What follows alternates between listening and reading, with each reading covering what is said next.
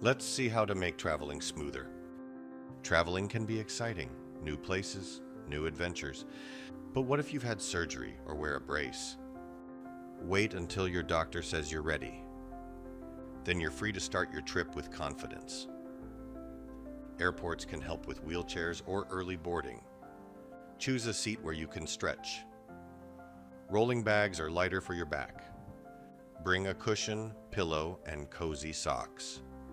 On long trips, stand and stretch often.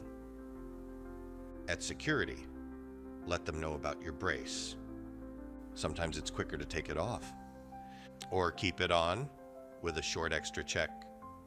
Spinal implants usually pass without alarms. If it beeps, they'll just check quickly. And soon, you're boarding with confidence, ready to go. Next up, scar care and body confidence.